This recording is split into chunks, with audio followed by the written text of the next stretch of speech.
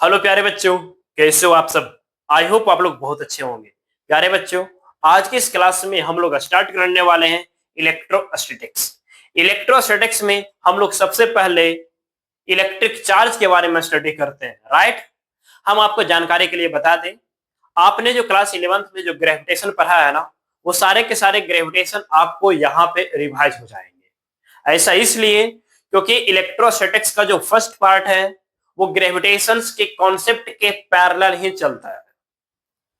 यहाँ पे electric force, वहां पे आपका ग्रेविटेशनल फोर्स, यहाँ पे आपका इलेक्ट्रिक फील्ड, वहां पे आपका ग्रेविटेशनल फील्ड, यहाँ पे आपकी इलेक्ट्रिक पोटेंशियल, वहां पे आपकी ग्रेविटेशनल पोटेंशियल, यहाँ पे इलेक्ट्रिक पोटेंशियल एनर्जी, वहां पे ग्रेविटेशनल पोटेंशियल एनर्जी आपका सेम चलता है, राइट। ओके, अगर आप क्लास 12th में जाने वाले हैं, जो बच्चे क्लास 12th में जाने वाले हैं वो भी आप इस लेक्चर को देख सकते हो, ठीक है ना। और जिनका एग्जाम है 2026 में नीट का, वो तो बिल्कुल देखेंगे ही देखेंगे। चलिए अब आगे चलते हैं। अब इसकी थोड़ा सा इंपॉर्टेंस देख लेते हैं। क्लास 12th का जो फिजिक्स है यानी कि इलेक्ट्रोस्टैटिक्स जो चैप्टर है हमारा, ये पूरा का पूरा क्लास 12th के फिजिक्स का बेस है। जिस तरीके से क्लास 11th का मैकेनिक्स पूरे फिजिक्स का बेस रहा, पूरे फिजिक्स का बेस, इवन 11th हो या 12th हो, उसी तरीके से ये इलेक्ट्रोस्टैटिक्स 12th का बेस है हमारा, ठीक है क्या। ये नहीं तो क्लास 12th का फिजिक्स आपका नहीं। इवन मॉडर्न फिजिक्स तक इसका यूज किया जाता है। जब हम लोग न्यूक्लियस और एटम्स वगैरह पढ़ते हैं ना, तब इसकी यूज चार्ज का भर भर के होता है। ओके, तो प्यारे बच्चों आओ अब हम लोग समझते हैं इलेक्ट्रिक चार्ज क्या होता है। इलेक्ट्रिक चार्ज समझने की कोशिश कीजिएगा। इलेक्ट्रिक चार्ज बॉडी की प्रॉपर्टी होती है, बॉडी की प्रॉपर्टी होती है। उस प्रॉपर्टी के कारण क्या करता है, किसी दूसरे बॉडी के ऊपर, इवन दूसरे चार्ज बॉडी के ऊपर इलेक्ट्रोमैग्नेटिक फोर्स अप्लाई करता है, या खुद के ऊपर वो electric force, electromagnetic force feel करता है, एक्सपीरियंस करता है। आप देख सकते हो, property of object by virtue of which it apply और एक्सपीरियंस इलेक्ट्रोमैग्नेटिक फोर्स, ठीक है क्या। बॉडी की एक ऐसी प्रॉपर्टी जिसके कारण, बॉडी की एक ऐसी प्रॉपर्टी जिसके कारण इलेक्ट्रिक फोर्स यानी कि इलेक्ट्रोमैग्नेटिक फोर्स ही हुआ, वो या तो अप्लाई करेगा या खुद के ऊपर फील करेगा। बॉडी की ऐसे प्रॉपर्टी का नाम इलेक्ट्रिक चार्ज देते हैं। अब क्वेश्चन ये उठ गया कि सर ये जो इलेक्ट्रिक चार्ज है यानी जो प्रॉपर्टी है वो आता कैसे है। तो वो आता कैसे, तो ये क्वेश्चन हमारा यहाँ पे लिखा हुआ है, how does a body attain any charge, ठीक है क्या। यानी कि चार्ज कैसे आता है वो तो हम आगे देखेंगे, लेकिन चार्ज का यूनिट और चार्ज किस टाइप की क्वांटिटी है उसके बारे में थोड़ा यहाँ पे जान लेते हैं। चार्ज जो होता है वो स्केलर होता है। एसआई यूनिट हमारा कूलम होता है, याद रखिएगा। डायमेंशन हमारा 80 होता है। सीजीएस यूनिट जो होता है वो होता है इलेक्ट्रोस्टैटिक यूनिट, यानी कि उसे हम फ्रैंकलिन भी बोलते हैं। और फ्रैंकलिन जो होता है हमारा स्मॉलेस्ट यूनिट ऑफ चार्ज होता है, याद रखिएगा। बोर्ड के एग्जाम में भी बहुत इंपॉर्टेंट होते हैं ये। 1 कूलम जो होता है आपका 3 इंटू 10⁹ ESU होता है, याद रखिएगा। 1 coulomb equal to 3 into 10⁹ ESU। ये सारे पॉइंट हम इसलिए यहाँ पे लिख करके लाए हैं क्योंकि पूरा थियोरेटिकल पार्ट है, और थियोरेटिकल पार्ट को सामने में लिखेंगे तो टाइम ज्यादा लॉस करेगा, है ना। इसलिए हम लोग पहले ही यहाँ पे लिख लिए। फिर यहाँ पे कहता है क्या कि लार्जेस्ट यूनिट ऑफ चार्ज जो होता है वो फ्राडे होता है, ठीक है ना। लार्जेस्ट यूनिट ऑफ चार्ज जो होता है वो होता है faraday, okay, not farad. Farad जो होता है वो आपका कैपेसिटर में चलता है मेरे भाई, यहाँ पे नहीं। फराडे जो होता है वो आपका 96,500 कूलम के इक्वल होता है, याद रखिएगा। 96,500 कूलम के इक्वल होता है। और यहाँ पे प्रैक्टिकल यूनिट जो होता है वो होता है EMU, यानी कि इलेक्ट्रोमैग्नेटिक यूनिट, याद रखेंगे सभी। यहाँ पे लार्जेस्ट यूनिट हो गया, यहाँ पे स्मॉलेस्ट यूनिट हो गया। स्मॉलेस्ट यूनिट यानी कि फ्रैंकलिन या ESU, जो कि आपका 1 कूलम इक्वल टू दिस आया। ये आपका लार्जेस्ट यूनिट जो कि आपका फ्राडे हुआ, जो कि वैल्यू हुआ 96,500। और यहाँ पे प्रैक्टिकल यूनिट आपका इलेक्ट्रोमैग्नेटिक यूनिट हुआ, जो कि होता है 1 coulomb equal to 1/10 EMU, right. Okay, ये तो था चार्ज से रिलेटेड कुछ इंपॉर्टेंट इंफॉर्मेशन जो कि हमने कवर कर लिया। अब हमारा क्वेश्चन है किसी भी बॉडी के ऊपर चार्ज का प्रॉपर्टी आता कैसे है। ध्यान से सुनिएगा। अब यहाँ पे हम लोग how does a body attain any charge, कोई भी बॉडी कैसे चार्ज अटेन करता है तो समझने की कोशिश कीजिएगा, बहुत सिंपल है। हम लोग इनिशियली में कोई भी ऑब्जेक्ट को न्यूट्रल बोलते हैं ना, हम लोग बचपन से ही पढ़ते आ रहे हैं, कोई भी बॉडी इलेक्ट्रिकली न्यूट्रल होता है, इलेक्ट्रिकली न्यूट्रल यानी कि उसके ऊपर कोई चार्ज नहीं है। अब चार्ज आता कैसे है समझने की कोशिश कीजिएगा। अब सपोज मान लेते हैं हमने यहाँ पे एक बॉडी लिया, कोई स्फीयर वगैरह कुछ भी ले लिए, ठीक है क्या, चलिए स्फीयर है तो इसमें रंग डाल दीजिए।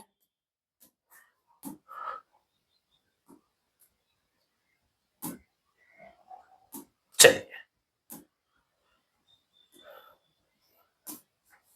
अब ध्यान दीजिएगा, हमने यहां पे एक स्फीयर लिया जो कि अभी न्यूट्रल है, जो कि अभी क्या है, न्यूट्रल है। अब न्यूट्रल है तो इसका मतलब क्या होता है हमें मालूम है, न्यूट्रल का मतलब होता है कि नंबर ऑफ इलेक्ट्रॉन और नंबर ऑफ प्रोटॉन इक्वल है। याद रखिएगा, न्यूट्रल का मतलब क्या होगा कि नंबर ऑफ इलेक्ट्रॉन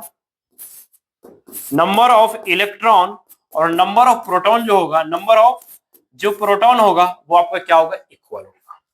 क्लियर है, नंबर ऑफ इलेक्ट्रॉन और नंबर ऑफ प्रोटॉन क्या होंगे, इक्वल होंगे। हाँ सर बिल्कुल।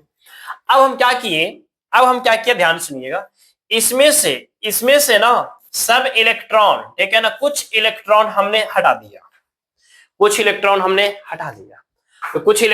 हटा दिया, तो अब हमारे पास जो ये बॉडी बना, ठीक है ना, ये जो बॉडी है हमारा, चलिए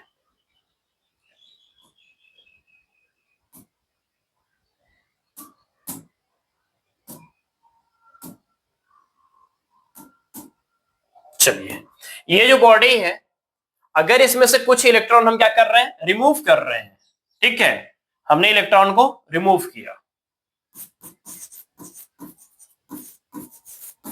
रिमूव कर दिया, यहां से इलेक्ट्रॉन को हमने क्या किया, रिमूव किया। तो रिमूव करने के बाद मान लेते हैं कि इसमें से एक इलेक्ट्रॉन हमने रिमूव कर दिया। कितना इलेक्ट्रॉन, एक इलेक्ट्रॉन हमने रिमूव कर दिया। तब एक इलेक्ट्रॉन रिमूव करने के बाद मेरी बात ध्यान सुनिएगा, इसमें तो इलेक्ट्रॉन की डिफिशियंसी हो चुकी है ना। अब इसमें 9, अब इसमें क्या हो गया, चलिए यहां पे लिख देते हैं। अब इसमें क्या हो गया, इलेक्ट्रॉन की डिफिशियंसी हो चुकी है, डिफिशियंसी ऑफ इलेक्ट्रॉन। यहां पे इलेक्ट्रॉन की क्या हो चुकी है, कमी हो चुकी है। यानी कि इसका मतलब यहां पे प्रोटॉन इलेक्ट्रॉन के रिस्पेक्ट में ज्यादा हो गया होगा। हाँ सर। चलिए अब यहां पे हम एक चीज और बता देते हैं कि जो इलेक्ट्रॉन होता है वो आपका नेगेटिवली चार्ज पार्टिकल होता है, नेगेटिवली चार्ज पार्टिकल होता है, राइट। क्या होता है, नेगेटिवली चार्ज पार्टिकल। और जो प्रोटॉन होता है आपका वो होता है पॉजिटिवली चार्ज पार्टिकल। क्या होता है, पॉजिटिवली चार्ज पार्टिकल। अब यहां बताना, इलेक्ट्रॉन की संख्या में अगर कमी हो चुकी है तो यहां पे किसकी अमाउंट बढ़ गया होगा, प्रोटॉन का। यानी कि इसका मतलब अब ये आपका पॉजिटिवली चार्ज बॉडी हो गया। क्या हो गया, पॉजिटिवली चार्ज बॉडी हो गया। यानी अब इस बॉडी के पास ये प्रॉपर्टी आ चुकी है, कि किसी बॉडी के ऊपर फोर्स लगा सकता है, ठीक है ना। इसके ऊपर ये प्रॉपर्टी आ चुकी है कि किसी बॉडी के ऊपर फोर्स लगा सकता है। यानी कि एक चीज तो क्लियर हो गया कि अगर इलेक्ट्रॉन की संख्या में छेड़छाड़ कर दिया जाए ना, सिंपल सी बात याद रखिएगा, इलेक्ट्रॉन की संख्या में अगर छेड़छाड़ कर दिया जाए, क्योंकि प्रोटॉन के छेड़छाड़ तो कर नहीं सकते हो आप।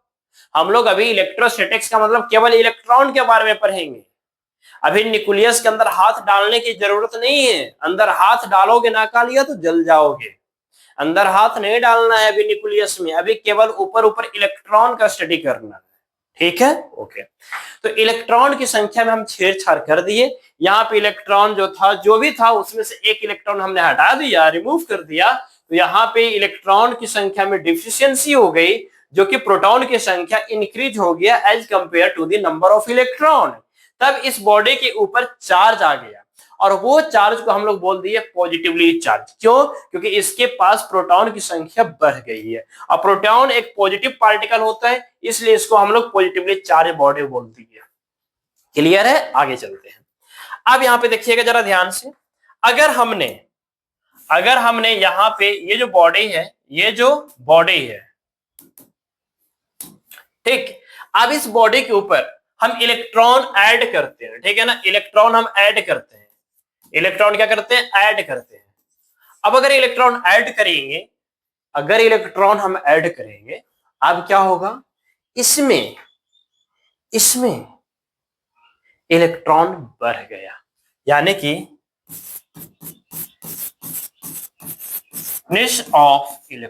एक्सेसनेस ऑफ इलेक्ट्रॉन बढ़ गया। अब इलेक्ट्रॉन बढ़ गया तो बताना, इलेक्ट्रॉन अगर बढ़ गया तब तो वो न्यूट्रल नहीं रह पाएगा। क्यों?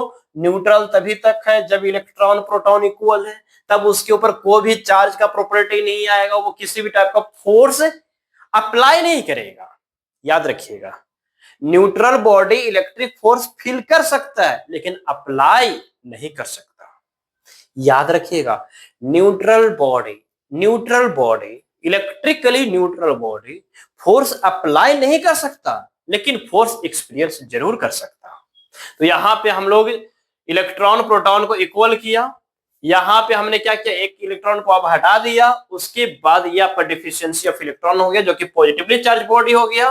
और अब ये आपका जो हुआ, यहां पे जो एक्सेसनेस ऑफ जो इलेक्ट्रॉन हुआ, अब ये आपका नेगेटिवली चार्ज बॉडी हो गया। क्या हो गया? नेगेटिवली चार्ज बॉडी हो गया। ठीक है, क्या हो गया? Negatively charge body. क्लियर है? यहां तक ज्यादा हम गहराई में नहीं जाएंगे, बहुत ऊपर समझने की कोशिश करेंगे। एक्सेसनेस ऑफ इलेक्ट्रॉन अगर हो जाता है तो वो नेगेटिवली चार्ज बॉडी हो जाती है, और यहाँ पे इलेक्ट्रॉन को हमने ऐड किया है, यहाँ पे इलेक्ट्रॉन को हमने रिमूव किया, तब हो गया पॉजिटिवली चार्ज बॉडी। ठीक है क्या? ऐसा करो, यहां से छोड़ो भाई, या एरो यहां से दे दो कि हमने एक इलेक्ट्रॉन को हटा दिया। ठीक है, इलेक्ट्रॉन को हटा दिया तो रिमूव कर दिया, तो ये आपका पॉजिटिवली चार्ज हो गया और ये आपका डिफिशियंसी ऑफ इलेक्ट्रॉन हो गया। यानी एक चीज याद रखिएगा, इलेक्ट्रॉन नेगेटिवली चार्ज होता है, प्रोटॉन पॉजिटिव नेचर का होता है। ठीक है क्या? अब इलेक्ट्रॉन नेगेटिव नेचर का क्यों होता है? ध्यान सुनना, इलेक्ट्रॉन का काम क्या है? ऑर्बिट में घूमना। ऑर्बिट में घूमना यानी कि चक्कर लगाना। तो कोई भी पार्टिकल किसी के अराउंड कब चक्कर लगाता है? कोई भी पार्टिकल, कोई भी बॉडी किसी के अराउंड, किसी का भी अराउंड में चक्कर क्यों लगाता? जैसे आप कॉलेज जाते हो, स्कूल जाते हो, आप कभी कभी ब्लॉक भी जाते हो, तो नहीं कहता है वहां पे जाओ, पहले उस काउंटर पे जाओ, उस काउंटर पे जाओ, उस काउंटर पे जाओ, दिमाग खराब कर देता है। क्यों? क्योंकि अभी मेरा काम करवाना है उससे। तो वो जो है हम लोगों को नेगेटिव समझ लेता है कि इसका कोई दम नहीं है।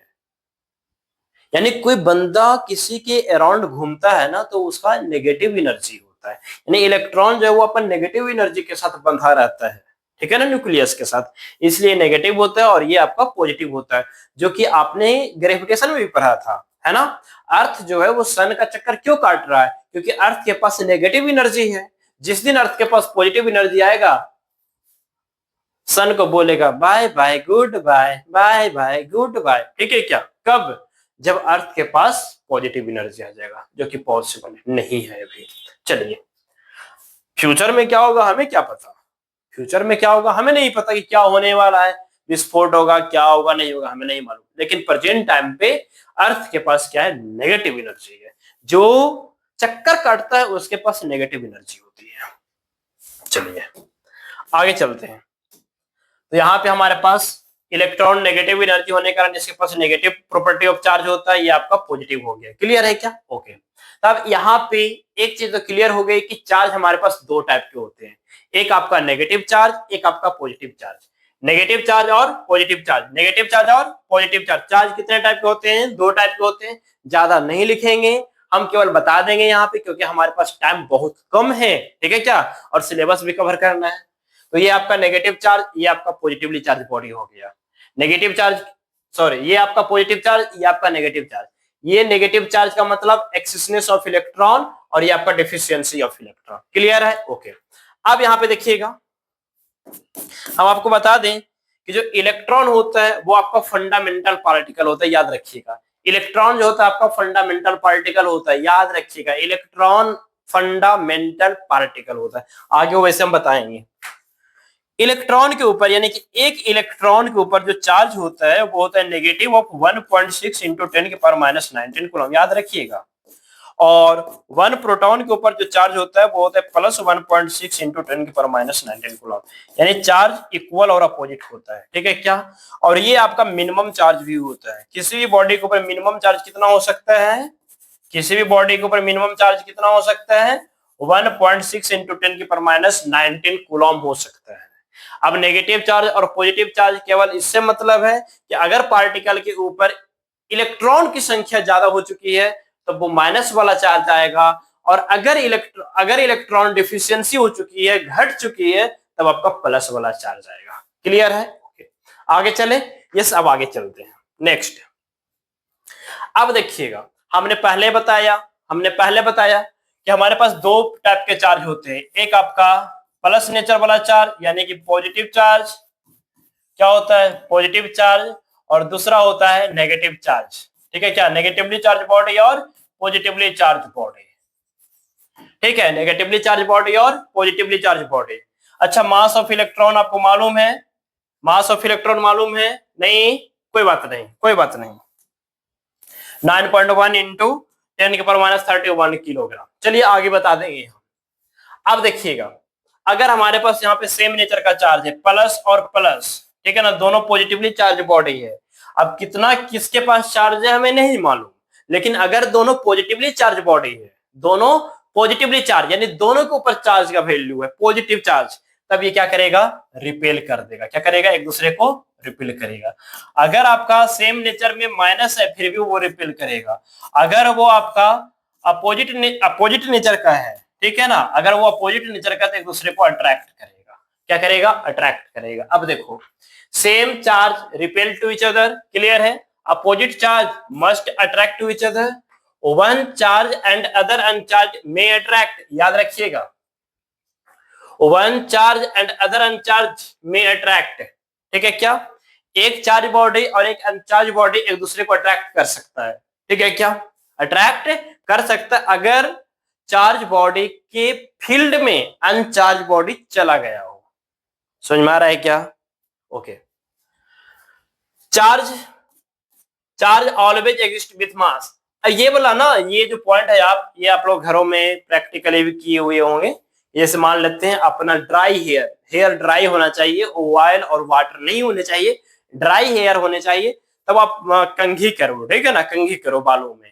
उसके बाद कंघी करने के बाद आप छोटे छोटे कागज के टुकड़े के पास लेकर के जाओगे ना, तो वो कंघी में चिपकने की कोशिश करेगा, ठीक है। इवन वही कंघी को जब आप क्या करते हो, नल से जब वाटर आती है ना बाहर, तो वाटर के पास ले जाओगे तो वाटर भी मूव करेगा आपकी कंघी की ओर, वाटर पार्टिकल जो है आपका, ठीक है। ओके, इसलिए क्योंकि एक चार्ज बॉडी हो गया, दूसरा अनचार्ज बॉडी हो गया, तो एक चार्ज बॉडी दूसरा अनचार्ज बॉडी हमेशा अट्रैक्ट करता है, याद रखिएगा। Charge always exist with mass. Charge जो है बिना मास के एग्जिस्ट नहीं कर सकता। क्यों?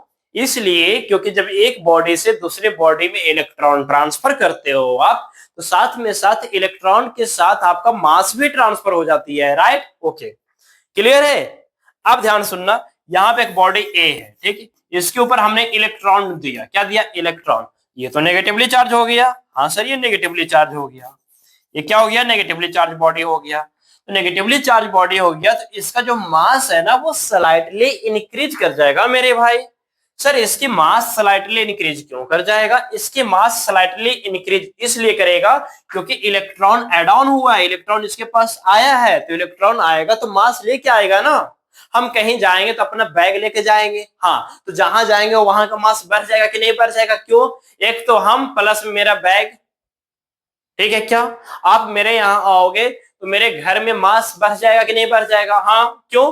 क्योंकि आप एक बॉडी हो, और आप एक बॉडी हो, आप एक ऑब्जेक्ट हो, और वो ऑब्जेक्ट के पास क्या है? मास है। इलेक्ट्रॉन भी एक पार्टिकल है ना, इलेक्ट्रॉन भी क्या है? एक पार्टिकल है। अब इलेक्ट्रॉन पार्टिकल है तो वो अपना मास भी तो लेके आएगा ना मेरे भाई, यानी कि इसका मास जो है आपका वो स्लाइटली इंक्रीज कर जाएगा। ओके, तो charge always exist with mass, charge can not exist without mass, charge कभी भी विदाउट मास के बिना एग्जिस्ट नहीं करेगा, यानी चार्ज हवा में एग्जिस्ट नहीं कर सकता, याद रखिएगा।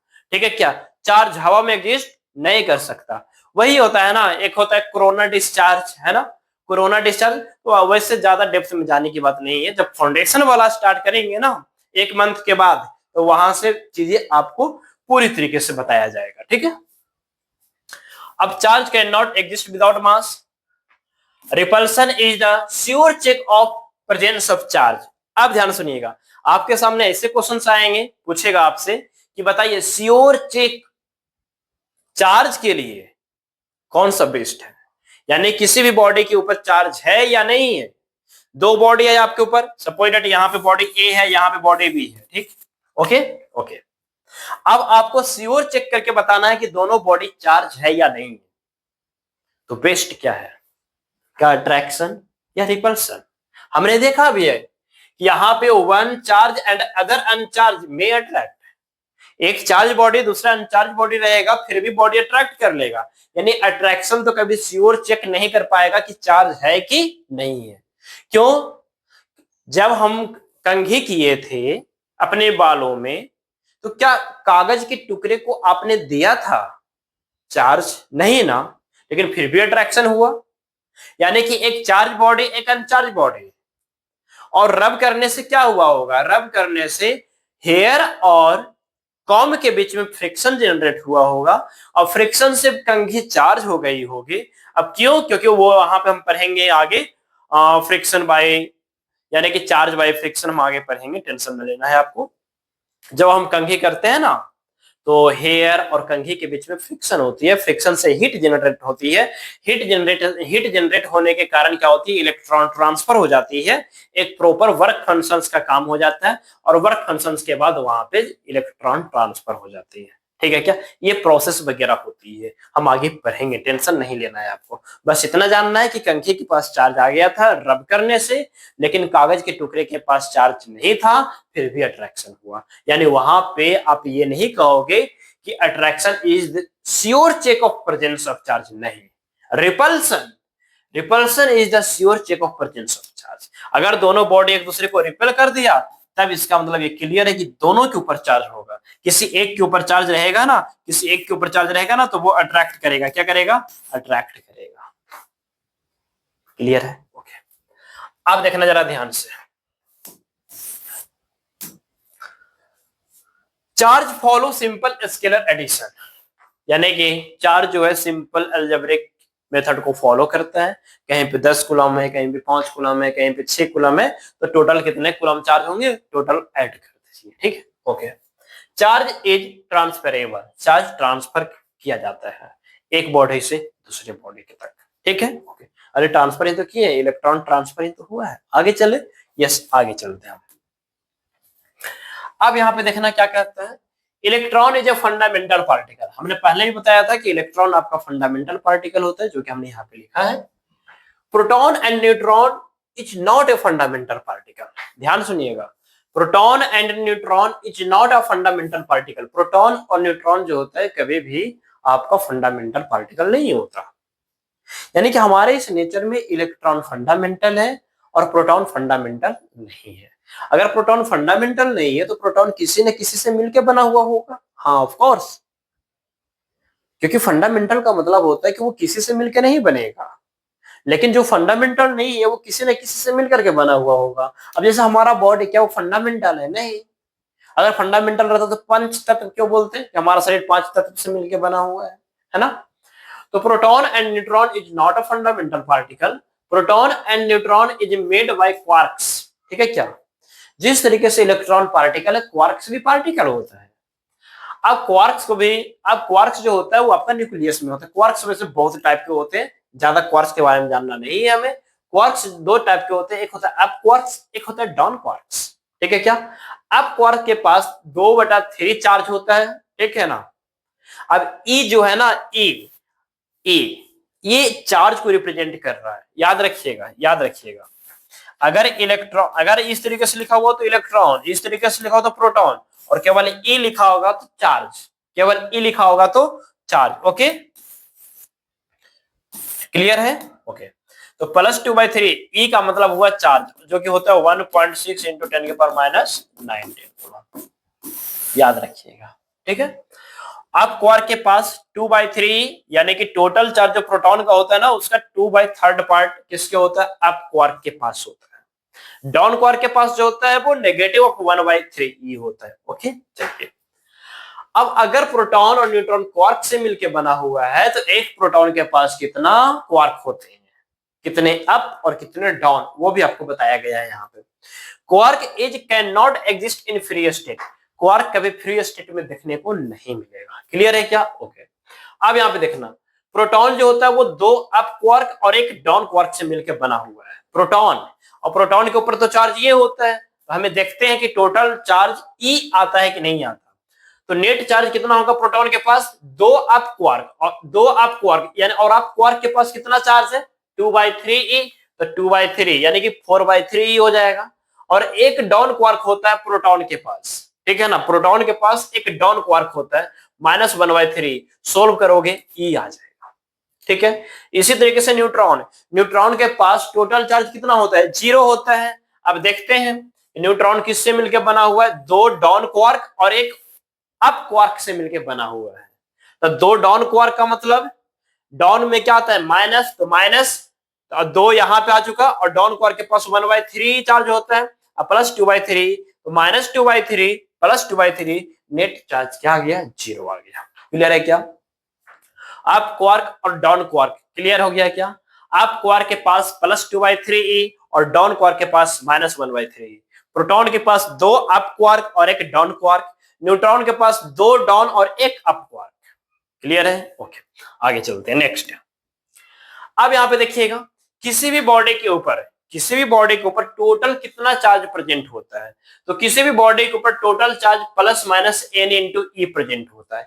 किसी भी बॉडी के ऊपर जो टोटल चार्ज जो प्रेजेंट होंगे वो +-n इंटू ई, इसी फॉर्मूला के अनुसार किसी भी बॉडी के ऊपर चार्ज होंगे। अगर जो चार्ज इस फॉर्मूला को फॉलो नहीं कर पाएगा, कभी भी वो चार्ज पॉसिबल नहीं होगा। आगे चलते हैं। अब Q क्या हुआ? टोटल चार्ज, Q का मतलब चार्ज, और N मतलब नंबर ऑफ इलेक्ट्रॉन, और E होता है चार्ज। देखो E क्या होता है? चार्ज, ठीक है ना। E क्या होता है? चार्ज का वैल्यू 1.6 इंटू 10⁻⁹, जो कि मिनिमम चार्ज होता है। अब देखो N क्या है? नंबर ऑफ रिमूविंग और एडिंग इलेक्ट्रॉन। ध्यान से सुनिएगा, अगर हम इलेक्ट्रॉन ऐड कर रहे हैं तो -U जो हो जाएगा, और अगर हम इलेक्ट्रॉन हटा रहे हैं, रिमूव कर रहे हैं, तब प्लस आ जाएगा। और जो नंबर ऑफ जो इलेक्ट्रॉन होगा वो आपका हमेशा एक इंटीजर नंबर में होगा, 0 1 2 3 4 5। क्यों सर? देखो देखो जरा ध्यान सुनना, क्या कभी भी, क्या कभी भी ऐसा पॉसिबल होगा कि किसी भी ऑब्जेक्ट से हम 1/2 इलेक्ट्रॉन ट्रांसफर करेंगे या ऐड करेंगे? जैसे हमारे पास एक बॉडी है और हम कहेंगे कि इसमें 1/2 इलेक्ट्रॉन हम ऐड कर रहे हैं, या 1/2 इलेक्ट्रॉन या 3/2 इलेक्ट्रॉन हम बाहर निकाल रहे हैं, क्या ऐसा कहेंगे? क्या नहीं कहेंगे। क्यों? क्योंकि इलेक्ट्रॉन हमारा फंडामेंटल पार्टिकल है और फंडामेंटल को ब्रेक नहीं किया जा सकता है, ठीक है क्या? फंडामेंटल को कभी भी ब्रेक नहीं किया जा सकता। क्या लेंथ को आपने ब्रेक किया था क्लास 11th के फिजिक्स में? क्या टाइम को ब्रेक किया था? नहीं, लेकिन वेलोसिटी को आपने ब्रेक किया था। उसी तरीके से यहाँ पे आपको इलेक्ट्रॉन को ब्रेक नहीं किया जा सकता है, ठीक है क्या? यहाँ पे इलेक्ट्रॉन को ब्रेक नहीं करोगे, यानी इलेक्ट्रॉन जो भी रहेगा एक परफेक्ट नंबर में रहेगा। आप 1 इलेक्ट्रॉन निकालो, आप 2 इलेक्ट्रॉन निकालो, आप 3 इलेक्ट्रॉन डालो, आप 3 इलेक्ट्रॉन निकालो, आप 4 इलेक्ट्रॉन निकालो, 4 इलेक्ट्रॉन डालो, लेकिन जो भी डालो या निकालो वो आपको एक इंटीजर नंबर में ही होने चाहिए, ठीक है क्या? होने चाहिए ना, होंगे, क्योंकि इलेक्ट्रॉन कभी फ्रैक्शनल फॉर्म में नहीं जाता, और इलेक्ट्रॉन कभी फ्रैक्शनल फॉर्म में नहीं जाता, इलेक्ट्रॉन कभी फ्रैक्शनल फॉर्म में ऐड और रिमूव नहीं होता है। इसी प्रॉपर्टी का नाम हम देते हैं क्वांटाइजेशन ऑफ चार्ज। देखो क्वांटाइजेशन ऑफ चार्ज क्या कहता है? Value of charge on the body must be an integral multiple of the fundamental charge. यानी कि देखना जरा ध्यान से, वैल्यू ऑफ चार्ज यानी कि value of charge on the body must be integral multiple, यानी कि n का मतलब हुआ integral multiple of the fundamental charge, of the fundamental charge, ये चार्ज। क्लियर है क्या? ओके। हमारे पास चार्ज के फॉर्मूला होता है Q equal to plus minus N E. हाँ सर, एन हमारा इंटीजर नंबर होने चाहिए। Q equal to minus N E होगा अगर आपके पास एक्सेसनेस ऑफ इलेक्ट्रॉन हो गया। सर क्यों? हमें मालूम है कि अगर इलेक्ट्रॉन बढ़ जाएगा तब आपका नेगेटिव चार्ज होगा, और अगर आपका इलेक्ट्रॉन डिफिशियंसी हो जाएगी तब आपका पॉजिटिव चार्ज हो जाएगा। क्लियर है यहां तक? आई होप आपको क्वांटाइजेशन ऑफ चार्ज और total charge presence of body clear हो गया होगा। क्वांटाइजेशन ऑफ चार्ज का मतलब होता है मेरे भाई कि जो नंबर है ना, नंबर ऑफ इलेक्ट्रॉन, यानी किसी भी बॉडी के ऊपर जो टोटल चार्ज होंगे ना, वो integral multiple of fundamental charge होंगे। ठीक है? ओके। अब यहाँ पे एक छोटी सी क्वेश्चन है आपके सामने दिया हुआ, देखो क्या कहता है। Charge develop on the body of 10 electron is removed from the body, यानी किसी भी बॉडी। अच्छा ये बताओ, क्या चार्ज फ्रैक्शनल फॉर्म में हो सकते हैं? हाँ ऑफ कोर्स। अरे चार्ज फ्रैक्शनल फॉर्म में ही तो है, लेकिन चार्ज पार्टिकल यानी इलेक्ट्रॉन कभी फंडामेंटल फॉर्म में नहीं होगा। जब भी होगा इलेक्ट्रॉन एक कंप्लीट नंबर में होगा। जैसे यहाँ पे देखो क्या लिखा हुआ है, 10 इलेक्ट्रॉन लिखा हुआ है। लिखा है क्या 10.5, 10.2, 10.3 लिखा है क्या? नहीं ना। इसका मतलब इलेक्ट्रॉन हमेशा एक परफेक्ट नंबर में होगा। अब अगर परफेक्ट नंबर में हो गया तो बताओ यहाँ पे कितना चार्ज के ऊपर आएगा। यानी एक बॉडी है, यहां से हमने 10 इलेक्ट्रॉन रिमूव कर दिया। क्या कर दिया? रिमूव कर दिया। अगर हम 10 इलेक्ट्रॉन रिमूव कर दिया तो बताइए इसके ऊपर कितना चार्ज आया होगा। सबसे पहली बात, रिमूव करने से चार्ज पॉजिटिव आएगा। यस, तो चार्ज पॉजिटिव आएगा। कितना आएगा? नहीं आइडिया, n इंटू ई। तो प्लस n का मतलब हो गया 10। ठीक है, n कितना हो गया? 10 इलेक्ट्रॉन हो गया। और e क्या हो गया? 1.6 इंटू 10 के पावर माइनस में 19 कूलम। यानी कि यहां से आ जाएगा, देखना जरा ध्यान से, ये 10 से ये उड़ेगा तो हमारे पास आ जाएगा 1.6 इंटू में 10 के पावर माइनस में 18 कूलम। क्लियर है क्या? क्लियर है क्या? तो यहाँ पे हम आगे चलते हैं नेक्स्ट। अब जैसे यहाँ पे क्वेश्चन है कि when 10 की power 14 electron are removed from a neutral body. कोई एक बॉडी है, ठीक है, इससे हम 10 की पावर 14 इलेक्ट्रॉन, 10 की पावर 14 इलेक्ट्रॉन हम रिमूव करते हैं। ठीक है क्या? तो बताइए उस बॉडी के ऊपर कितना चार्ज आएगा। चलिए बताइए जल्दी से, 1 मिनट का टाइम हम दे रहे हैं आपको, बनाइए जल्दी से क्वेश्चन। ठीक है, बनाइए क्वेश्चन। देखो, यानी कि हमारे पास n का वैल्यू ये हो गया, 10 की पावर 14 इलेक्ट्रॉन। यस सर, तो ये आपका पॉजिटिवली चार्ज हो जाएगा क्योंकि आपने इलेक्ट्रॉन निकाला है। कितना निकाला है? n इंटू ई। एन का मतलब 10 के पावर 14 और e का मतलब क्या होता है? 1.6 इंटू 10 के पावर माइनस 19, राइट? तो 1.6 इंटू में 10 के पावर माइनस 19, 10 के पावर प्लस 14, यानी कि कितना आ जाएगा? 10 के पावर माइनस में 5 आ जाएगा। ओके, इतना कूलम। अब यहाँ पे कोई भी ऑप्शन मैच नहीं कर रहा है, तो ऑप्शन मैच नहीं कर रहा है तो क्या करेंगे? ऐसा करते हैं, देखना, ये 1.6 है ना? हाँ सर 1.6 है।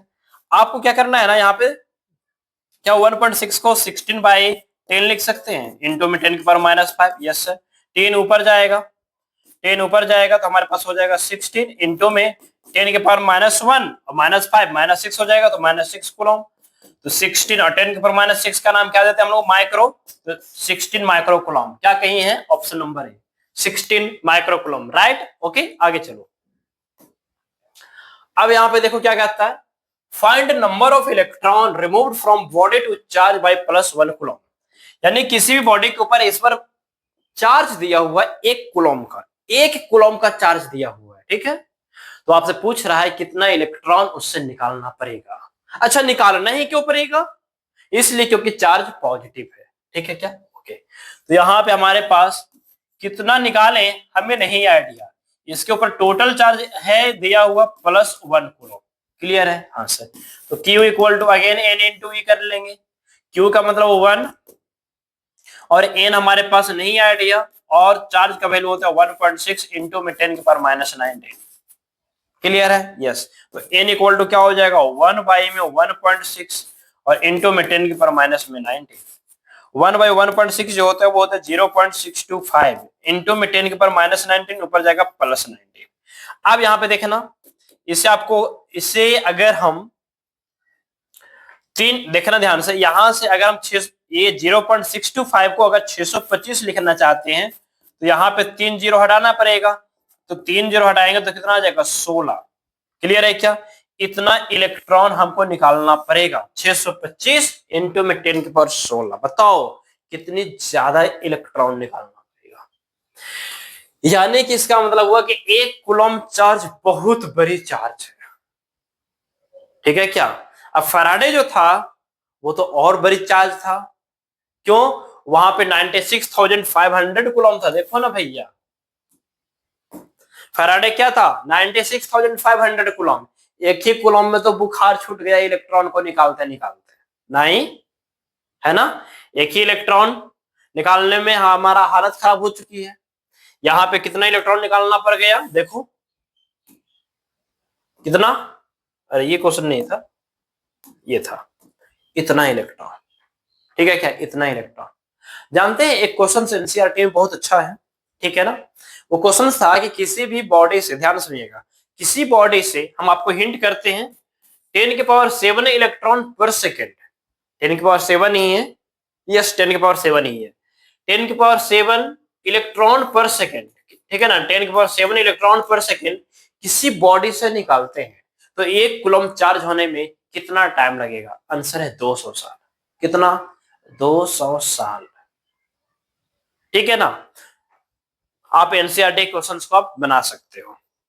वैसे यहाँ पे हम नहीं लाए हैं क्योंकि यहाँ पे हमारे पास ज्यादा टाइम नहीं है। ठीक है ना? हमने बताया था आपको कि जब हमारे पास प्रॉपर क्लास स्टार्ट कर देंगे ना, आपका क्लास 12th का 27 का है ना, वहां पे हम जरूर बताएंगे।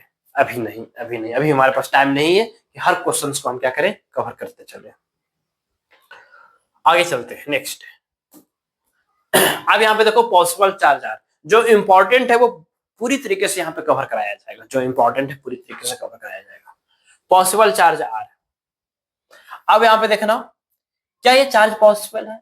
अच्छा ये बताओ, कोई भी चार्ज पॉसिबल है का मतलब क्या हुआ? यानी कि हमारे पास जो चार्ज है ना 1.6 इंटू 10 की power -19 coulomb plus minus does not matter, ये आपका मिनिमम चार्ज है। ये आपका क्या है? मिनिमम चार्ज है। Minimum charge present on body, present on body. और इस चार्ज को प्रेजेंट होने के लिए बॉडी के पास एक ही इलेक्ट्रॉन का डिफिशियंसी या एक्सेसनेस होनी चाहिए। ठीक है ना?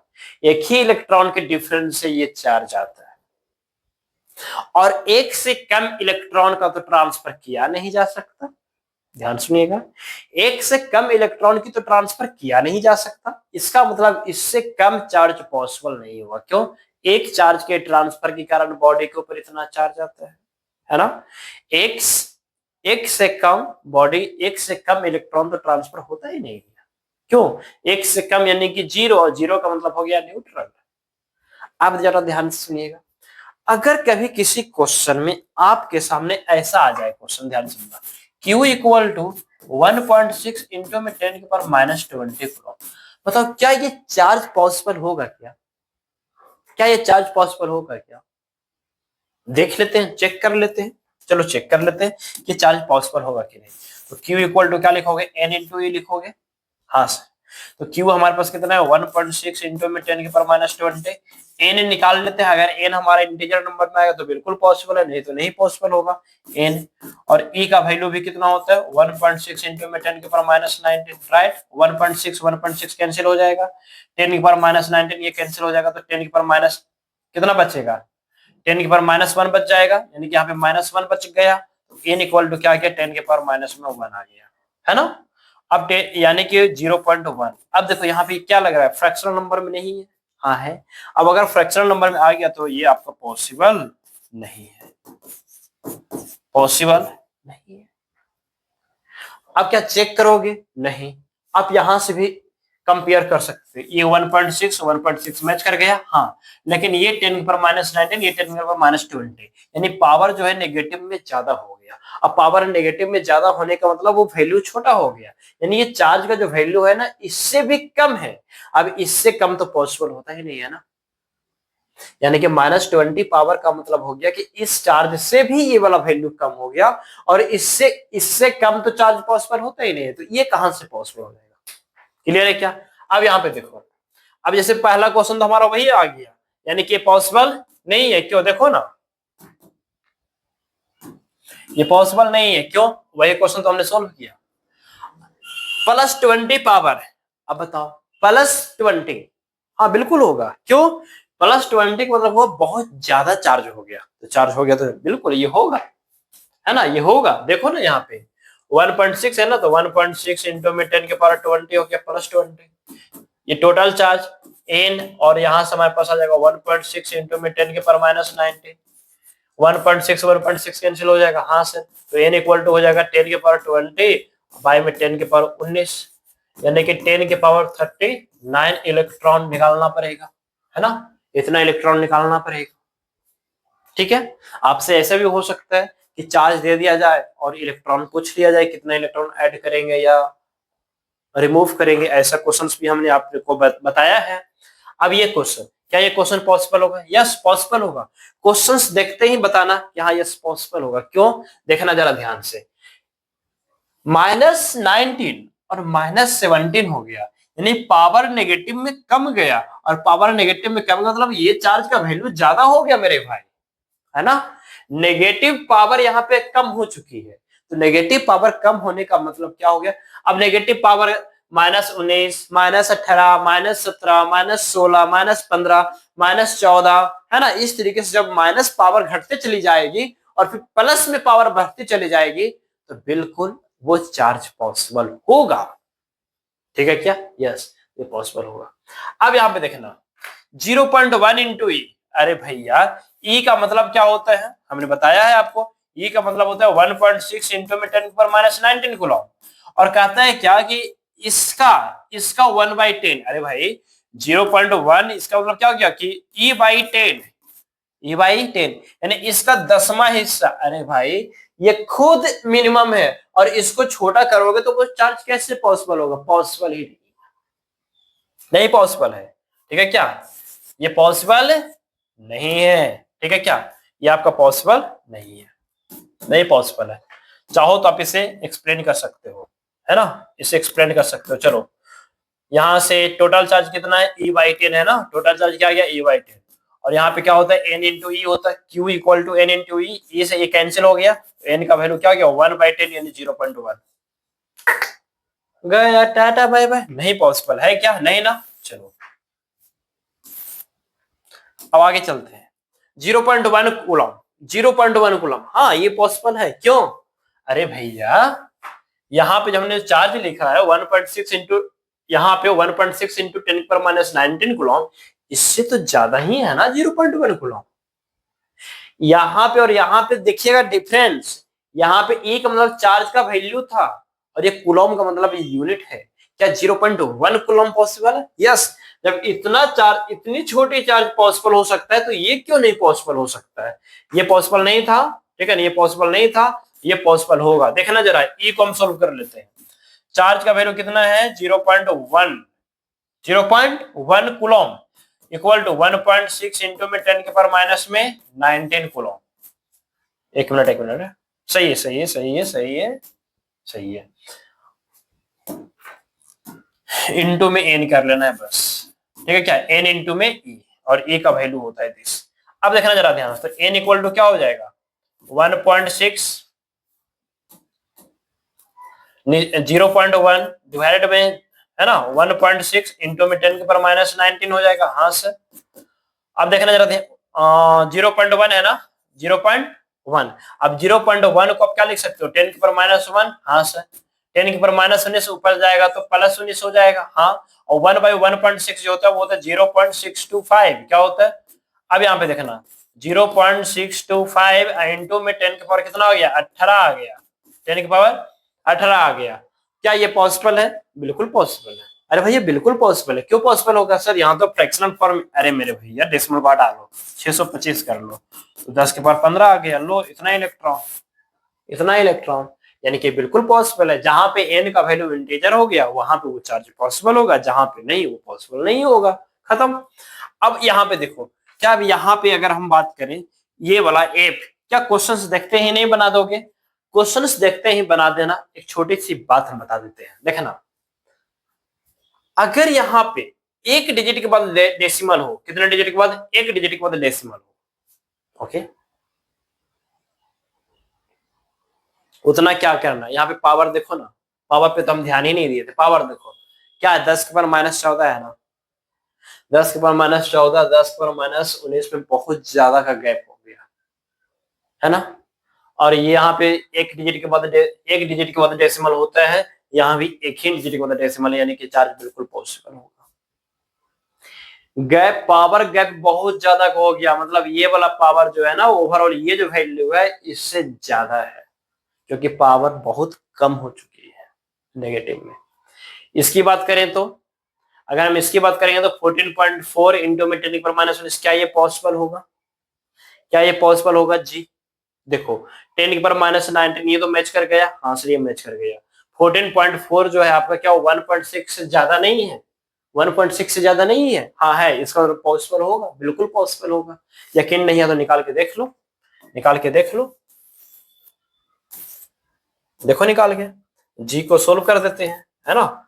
जी क्या है, टोटल जो हमारे पास हो जाएगा 14.4 इंटू में 10 की पावर -19, 10 की पावर -19, राइट, ओके, या 14.4 इंटू 10 की पावर -19, ये आपका Q हो गया, n इंटू ई, और ई का मतलब 1.6 इंटू 10 की पावर -19, ये साफ हो जाएगा, तो n इक्वल टू आ जाएगा 144 वाई में 1.6, यानी ये आपका शायद 9 आ जाएगा, कितना आ जाएगा, 9 आ जाएगा, क्लियर हो गया। क्या 64 इंटू 10 की पावर -20 ये पॉसिबल होगा, ये पॉसिबल होगा, देख लेते हैं, देख लेते हैं यहाँ पे, ये Q equal to n into e हो गया, Q आपका 64 इंटू में 10 के पावर कितना आ गया, -20 आ गया, ठीक है, यस सर। अब यहाँ पे देखना, यहाँ पे देखना जरा, 64 है ना, हाँ 64 है, यहाँ से n इंटू में ई मतलब 1.6 इंटू में 10 के पावर -19 आ गया, हाँ। अब देखो जरा भाई यहाँ पे, देखो यहाँ पे ऐसा करते हैं, यहाँ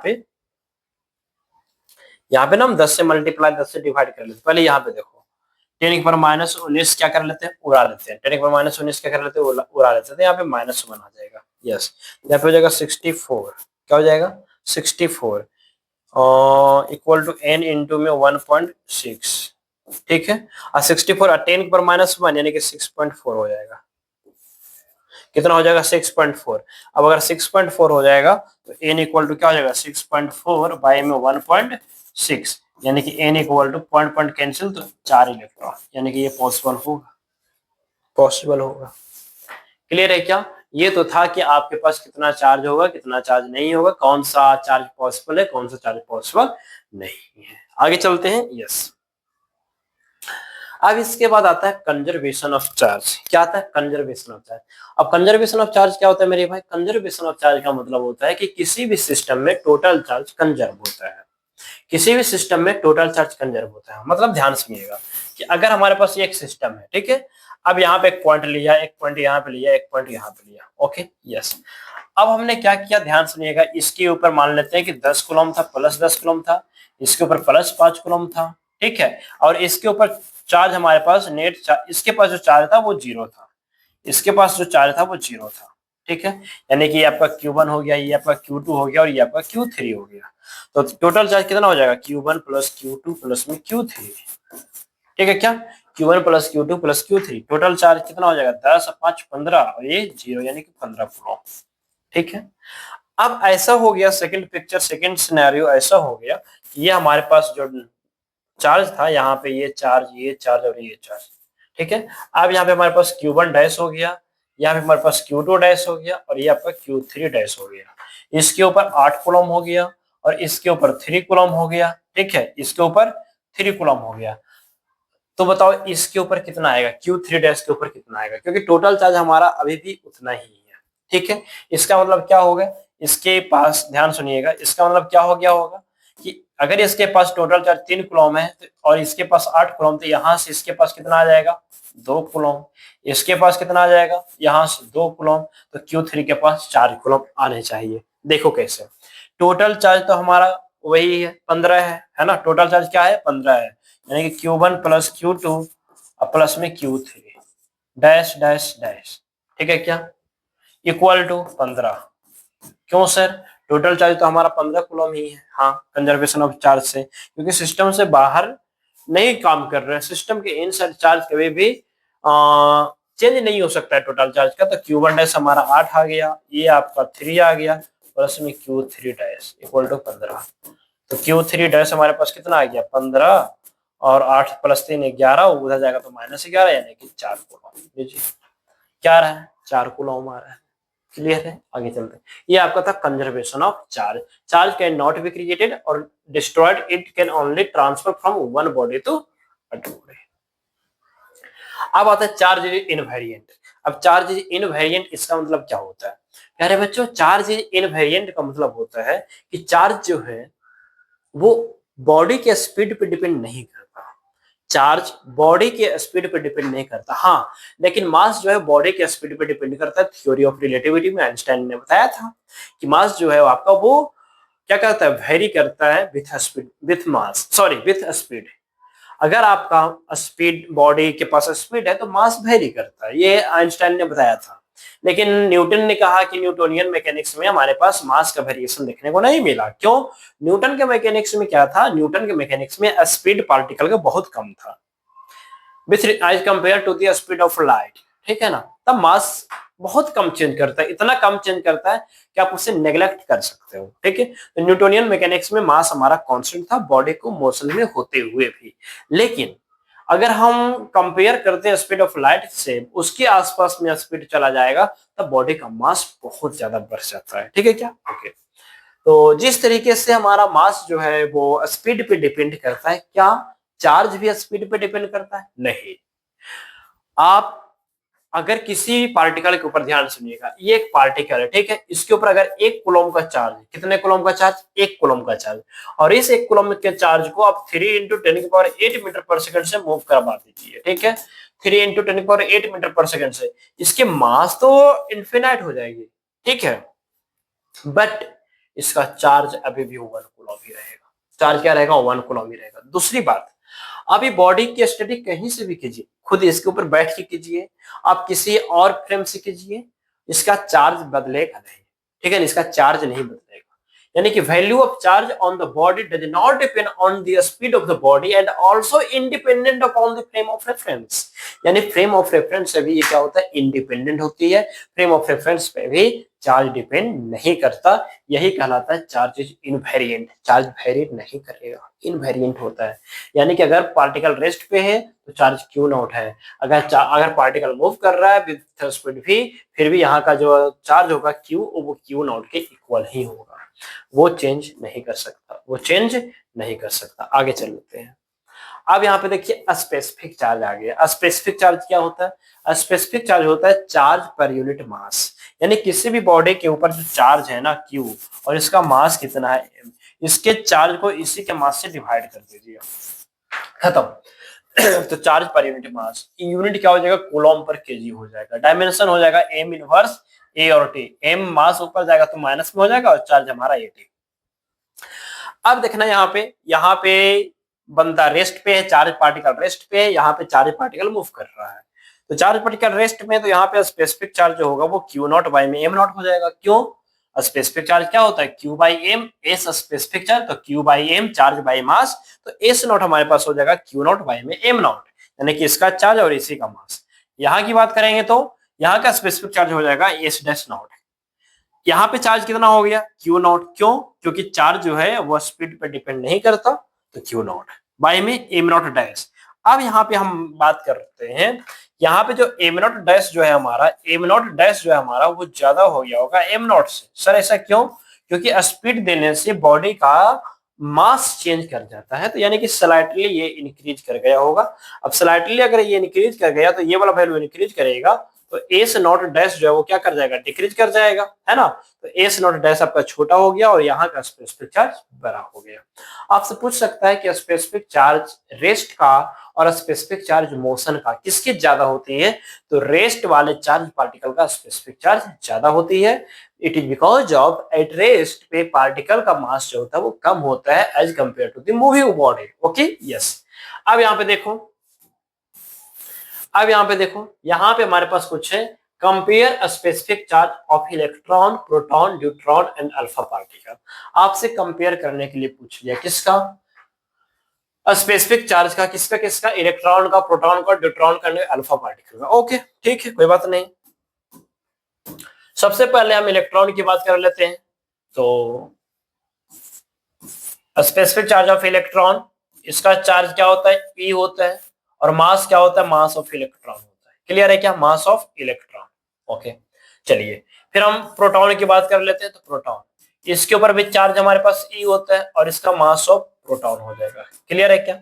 और हमने बताया है मास ऑफ जो इलेक्ट्रॉन होता है ना वो कम होता है और मास ऑफ प्रोटॉन जो होता है वो ज्यादा होता है। ठीक है ना, इलेक्ट्रॉन से काफी ज्यादा होता है मास किसका, प्रोटॉन का। चलिए आगे चलते हैं। फिर आ गया न्यूट्रॉन। तो specific charge of neutron, neutron का हिंट हमने दिया है कि एक प्रोटॉन और एक न्यूट्रॉन होता है ना, एक प्रोटॉन और एक न्यूट्रॉन। और प्रोटॉन न्यूट्रॉन का मास लगभग क्या होता है, सेम होता है ना। प्रोटॉन और न्यूट्रॉन का मास जो होता है लगभग सेम होता है, लेकिन प्रोटॉन के पास चार्ज होता है, न्यूट्रॉन के पास चार्ज नहीं होता है। इसका मतलब न्यूट्रॉन के पास टोटल चार्ज कितना हो गया, ई हो गया, है ना। चार्ज हमारा ई और ई होता है जो कि 1.6 इंटू 10⁻19 होता है। हाँ तो चार्ज हमारा ई हो गया। मास कितना होगा, मास तो दोनों को लेना पड़ेगा, इसका और इसका मास को ऐड कर देंगे तो 2 इंटू में मास ऑफ प्रोटॉन हो जाएगा, है ना, मास ऑफ प्रोटॉन हो जाएगा। ठीक है, मास ऑफ प्रोटॉन हो जाएगा। क्लियर है, यस। अब बात रहा अल्फा पार्टिकल का। तो अल्फा की बात करेंगे तो अल्फा जो होता है वो 2 प्रोटॉन और 2 न्यूट्रॉन से बना रहता है। ठीक है, 2 प्रोटॉन और 2 न्यूट्रॉन से। आगे हम पढ़ेंगे, टेंशन ना लीजिए, मॉडर्न फिजिक्स में भी हम पढ़ेंगे। तो अल्फा पार्टिकल जो हो गया उसके पास 2 proton 2 neutron.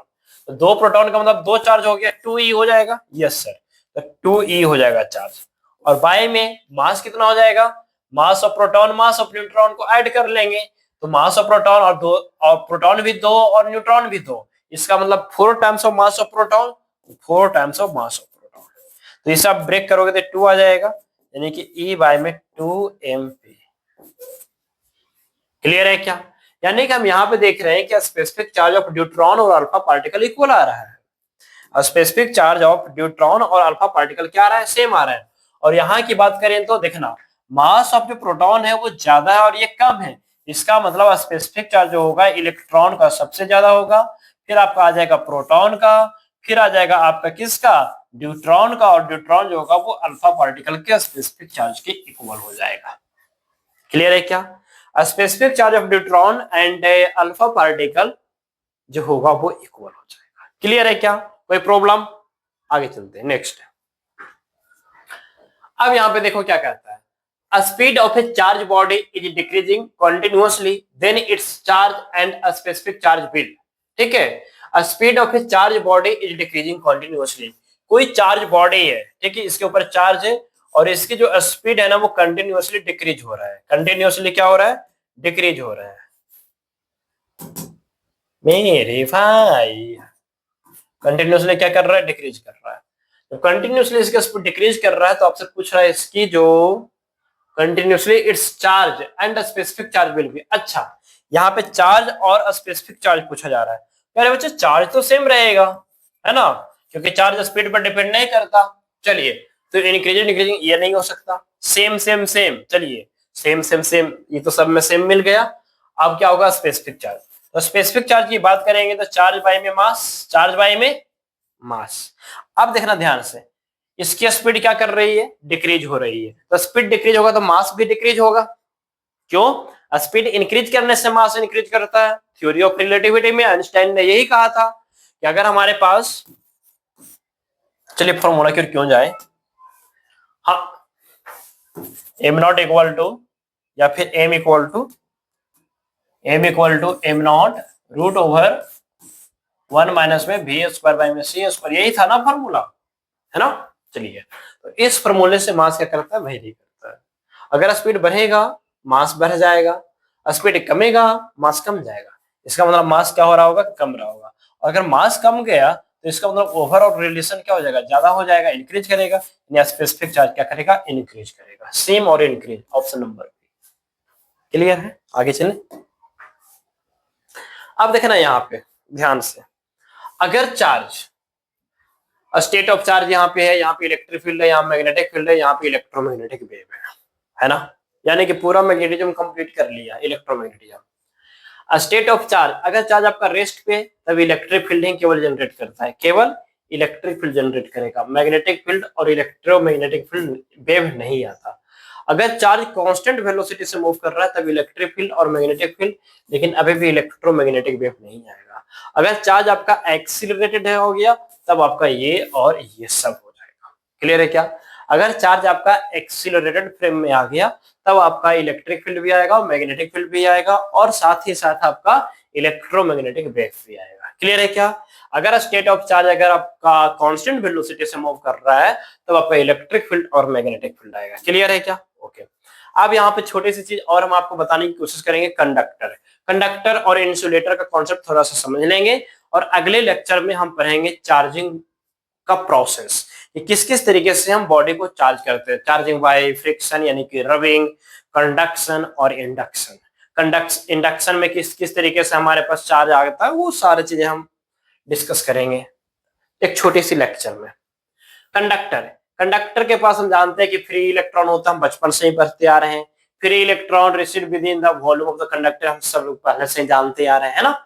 Axis of charge, हाँ मेन पॉइंट यहाँ पे ये है हमारा कि जो एक्सिस ऑफ चार्ज है, यानी कि एक्स्ट्रा जो चार्ज आप दोगे ना कंडक्टर के ऊपर,